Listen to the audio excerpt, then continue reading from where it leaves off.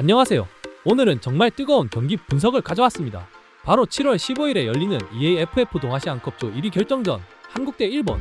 이번엔 홍콩전과는 완전히 다릅니다. 과연 홈에서 뛰는 한국이 숙적 일본을 꺾고 조 1위를 차지할 수 있을까요? 지금부터 철저히 분석해보겠습니다. 먼저 현재 상황부터 정리해볼게요. 한국과 일본 모두 2연승으로 나란히 조 1위를 달리고 있어요. 하지만 골득실에서 미묘한 차이가 있습니다. 일본이 골득실 플러스 7, 한국이 플러스 5로 일본이 2골 더 앞서고 있어요. 일본은 홍콩을 6대1로 대파하고 중국을 2대0으로 이겼고, 한국은 중국을 3대0, 홍콩을 2대0으로 이겼거든요. 즉, 한국이 조 1위를 확정하려면 승리가 절실한 상황입니다. 피파 랭킹을 보면 일본이 17위, 한국이 23위로 일본이 6계단 위에요. 홍콩전과는 차원이 다른 강적입니다. 더 충격적인 건 역사적 전적이에요. 지금까지 82번 만났는데 일본이 45승, 한국이 14승, 23무입니다. 일본이 3배 이상 많이 이겼어요. 특히 동아시아컵 대회에서는 8번 만나서 일본이 5승, 한국이 2승, 1무예요. 가장 최근인 2022년에는 일본이 3대0으로 완승했고요. 하지만 한국이 홈에서는 강했어요. 2017년에는 한국이 일본을 4대1로 대파한 기억이 있거든요. 최근 폼을 보면 둘 다 정말 무서워요. 한국은 2025년 들어서 16경기를 뛰어서 11승 5무 단 한 번도 지지 않았어요. 일본은 2025년 경기 중 호주를 상대로 단 1패만을 기록하고 모든 경기에서 우위를 보여주고 있습니다. 특히 이번 동아시아컵에서 둘 다 연승을 거두며 완벽한 모습을 보여주고 있죠. 한국은 5골을 넣고 무실점, 일본은 8골을 넣고 1실점이에요.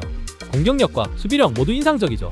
일본에서 가장 주목해야 할 선수는 바로 류저메인이에요. 간바 오사카 소속의 이 선수, 홍콩전에서 무려 4골을 넣었어요. A매치 데뷔전에서 4골이라니 정말 충격적이죠. 이 선수는 한국 수비진에게 가장 큰 위협이 될 것 같아요. 김주성과 박진섭이 잘 막아내야 할 텐데 쉽지 않을 것 같습니다. 또 주목할 선수는 나가토모 유토예요. 2022년 월드컵 이후 A매치에 복귀한 베테랑 수비수로 144경기나 뛴 경험이 있어요. 중국전에서 풀타임을 뛰며 안정적인 수비와 리더십을 보여줬거든요. 한국도 만만치 않아요. 이동경은 중국전과 홍콩전에서 연속 골을 넣으며 최고의 컨디션을 보여주고 있어요.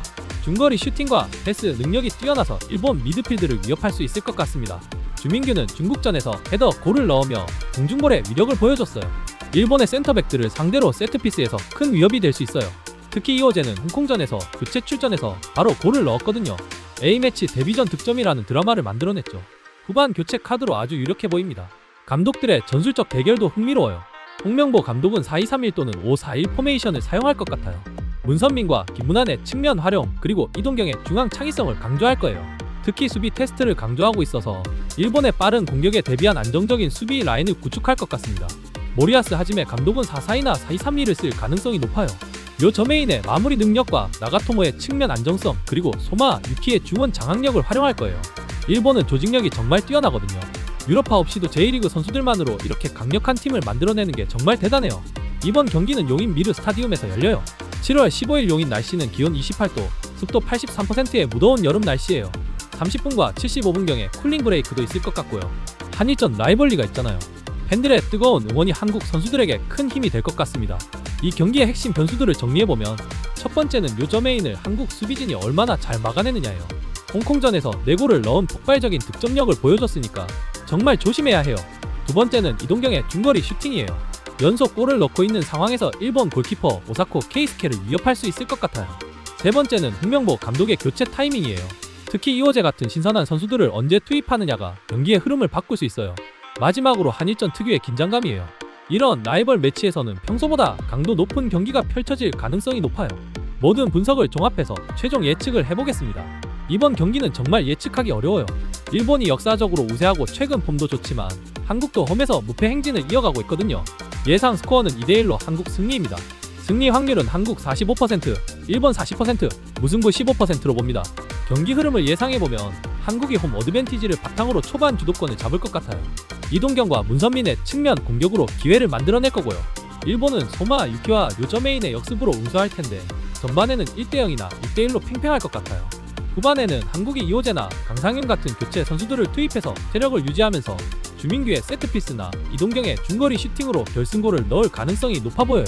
일본도 류저메인의 개인 능력으로 언제든 동점골을 만들어낼 수 있지만 조현우와 김주성의 안정적인 수비가 막아낼 것 같습니다. 오늘 한국 대 일본 경기 분석 어떠셨나요? 홍콩전과는 완전히 다른 차원의 대결이 될 것 같아요.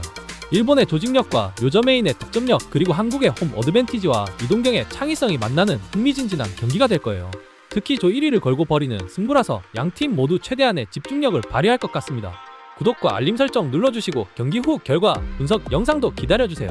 더 많은 정보를 얻고 싶은 분들은 댓글에 링크를 방문해주세요. 모두 대박나시길 바랍니다.